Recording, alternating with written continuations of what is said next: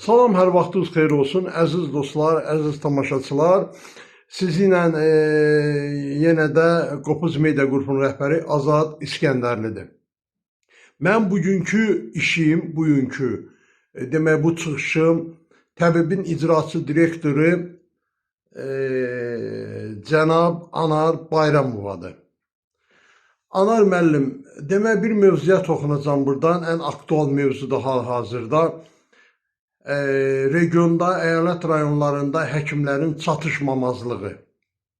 Demək, bu məsələ ilə bağlı mən Regional İnsan Hüquqları və Ekologiya Müdafiə Mərkəzi İctimai Birliyinin rəhbəri olaraq, eyni zamanda da Qopuz Media Qrupunun rəhbəri olaraq, bu hər iki qurma rəhbəri kimi mən təbibin keçmiş rəhbərliyi ilə dəfələrlə əlaqə saxladıq, məktublar yazdıq rəsmi ora.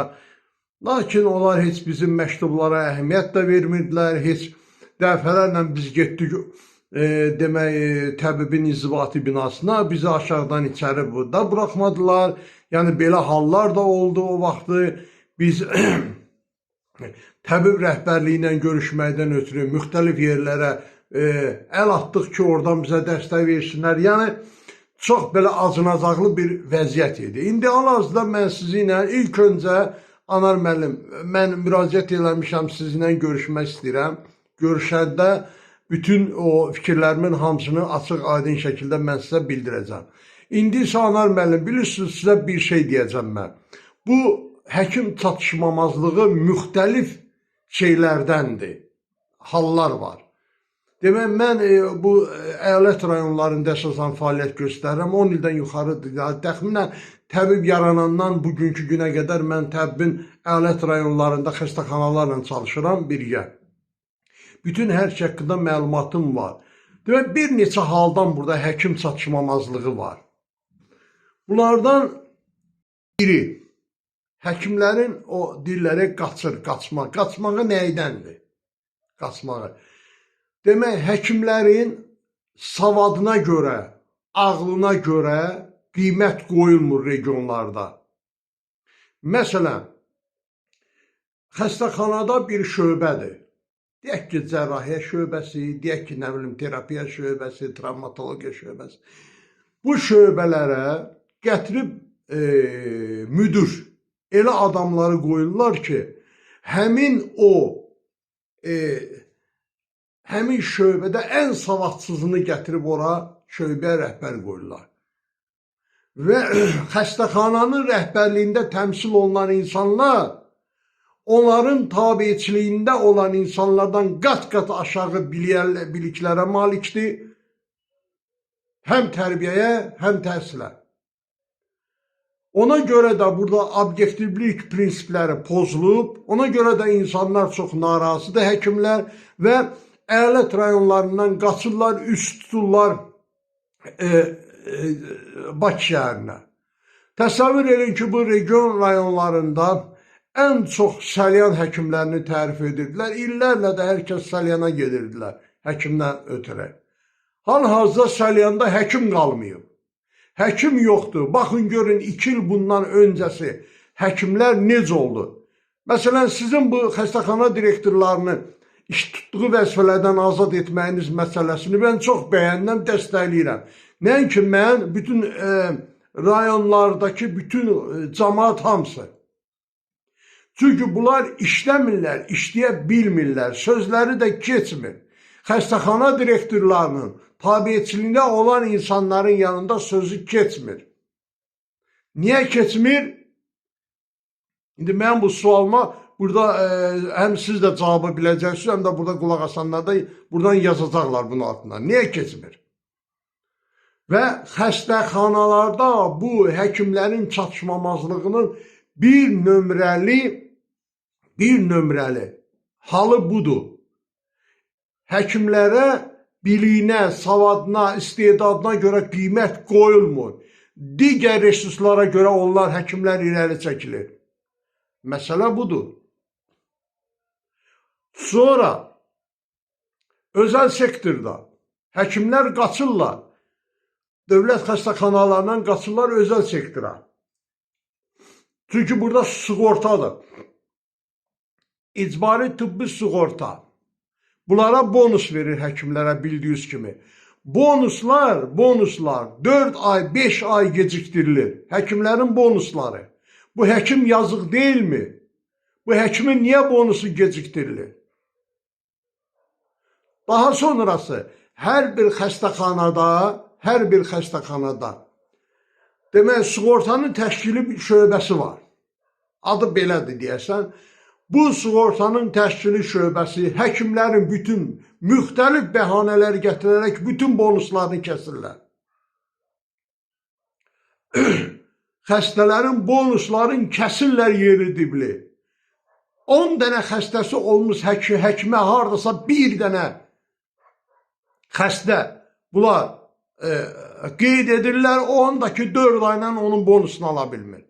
Yəni bax, bu tibbi sığortanın təşkili şöbələri var. Bunlara ciddi nəzarət olunmalıdır. Bunlar problem yaradır və həkimlərin azalmasının əsas səbəblərindən biri də budur. İkincisi də budur. Bunların həkimlərin bonuslarının vaxtında verilməməsi.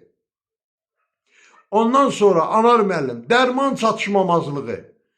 Gəlirlər xəstəxanalara insanlar demək xəstə kimi yatmağa. Həkim dərman tapıb bunları müalicə eləyə bilmir. Dərmanlar yoxdur. Həkim nə yazsın xəstəyə onu bilmir. Biz yalandan indi tərifləyək, nə gəlin bir-birimizi tərifləyək səhərdən axşamacan. Onda heç nə dəyişməyəcək. Tərifdən bir-birimizi tərifləyən bir şey çıxası deyir ortaya. Amma həqiqətləri deyək ki, biz bu problemlərdən çıxa bilək. Mən bu həqiqətləri buradan deyirəm ki, sizə kömək eləmək istəyirəm. Bizim qeyri-hökumət təşkilatı olaraq elə nizamnaməmizə göstərilən birinci müddəa odur ki, Azərbaycanda qanunvericiliyin əməl olunmasına yardım etmək. Mənim vəzifəm odur. Mən buradan sizə açıqlayıram. Çünki mənim böyük təcrübəm var bu təbiblə bağlı, xəstəxanalarla bağlı. Görün, buradan nə qədər çatışmamazlıqlar var. Dərman yoxdur. Həkimi qınamayın. Heç kim həkimi qınamasın.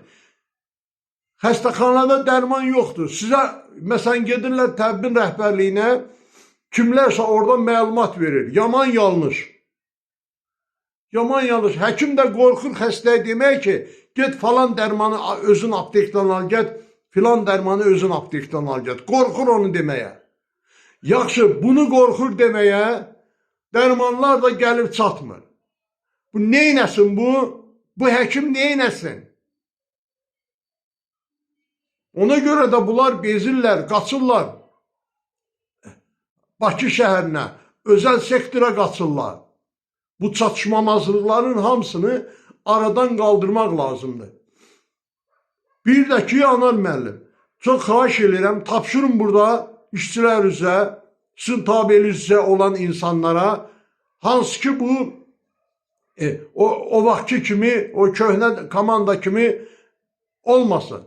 İctimai sektorla işləsinlər. Məsələn, mən baxıb görürəm bu günləri sizin tabelinizdə olan işçilər, orada İctimai Əlaqələr Şöbəsinin müdürü də olub, digərləri də olublar orada, media qurumlarını qəbul edib, onlarla birgə tədbir keçiriblər. Mən baxıram oradakı media qurumlarına, o adamların heç birinin bu xəstəxanalarla bağlı nə bir təcrübəsi var, nə işi var, heç kimdir, mən onları tanımadım. Şəkillərinə də baxdım, heç birini tanımadım. 40 ildir mən bu sektördəyəm. Kimdir bu adamlar? Yenə oldu ki, həminki kimi. Bu yenə oldu köhnələr kimi. Burada elə adamlar olmalıdır ki, həmin bu təbib əməkdaşlıq etdiyi adamlar elə adamlar olmalıdır ki, təbibə kömək eləsin, təbibə yardımı dəysin, təbibə hansı rayonda, hansı vəziyyət necədir, onunla bağlı məlumat verə bilsin. Çətinliklər nəyə görədir? Nədən əmələ gəlib bu çətinliklər? O təbibə məlumat verə bilsin. Belə olmaz ki. Çağırıblar, bu günləri baxıram xəbərlərdə, sosial şəbəkələrdə təbib rəhbərliyi media qurumları ilə yığıb tədbir keçirdim. Hamısının şəkillərinə baxıram, birini də tanımadım. Bir nəfəri tanıdım orada, vəssalam, heç onun da nə səhiyyə ilə, nə təbiblə, yaxından uzaqdan heç bir əlaqəsi yoxdur. Bəs bu ictimai adamları, bu təcrübəli insanları cəlb eləmək lazımdır, onlarla işləmək lazımdır ki, onlar da sizə bu vəziyyətləri desin. Bax, gördünüz, mən bir neçə məsələni sizə açdım dedim. Açdım dedim. Baxın, görün, tapşırıq verin, bilik səviyyəsini yoxlayın. Xəstəxanalarda ən azından şöbə müdürlərinin bilik səviyyəsini yoxlatdırın. Bunları apazdırın. Bakı şəhərində imtahan elətdirin bunları. Görün, bunun şöbə müdürü kimi fəaliyyət göstərə bilərmi bu adam? Bunun belə bir təşkilatçılıq qabiliyyəti varmı? Bunun həkimlik səviyyəsi nə dərəcədədir? Təkrar eləyirəm. O sığortanın təşkili şöbəsində həkimlərin bonuslarını müxtəlif bəhanələr gətirərək kəsirlər, aldadırlar, özləri rəhbərliyə xoş getməkdən ötürü, beləliklə də həkimləri narazı salırlar kütləvi şəkildə. Bu məsələdir. Bunlara diqqət eləmək lazımdır. Dərman preparatlarının vaxtında xəstəxanalara çatdırılma məsələsidir. Bunları eləmək lazımdır. Xəstəxana direktorlarının əyalət rayonlarında hegemonluq eləməyinə imkan vermək lazım deyil. Yanından hər birisindən bir söz, kəlmə söz deyirsən, məsələn, biz ictimai sektorun adamları yox. Bizə deyirlər ki, gərəksiz təbiblə əlaqə saxlayasın. Amma biz üzümüzü çevirib bayana gələndən sonra eşidirik ki, başqa adamlardan başqa işlər görürlər orada. Bizə özlərini göstərirlər, amma əl altına 1000 dənə oyunlardan çıxırlar bunlar. Biz yenə də sizdən xahiş edirik və onu biləsiniz ki, Anar müəllim, siz bu vəzifəyə təyin olandan ilk gündən mən Azad İskəndərli olaraq, Qopuz Media olaraq, qeyri-hökumət təşkilatının rəhbəri olaraq sizə dəstəyimizi biz bildirdik. Bütün sosial şəbəkələrdə yayımladıq bu məsələni və bugün də sizə dəstək olmağa davam edəcək. Biz xahiş edirik bu adlarını çəkdiyimiz bu siyahıya, hansı çatışmamazlığa ciddiyə alasınız. Və çox xahiş edirəm, bizi qəbul edəsiniz və bizi ilə sizin əməkdaşlar əlaqə saxlasın, sıx əməkdaşlıq edək.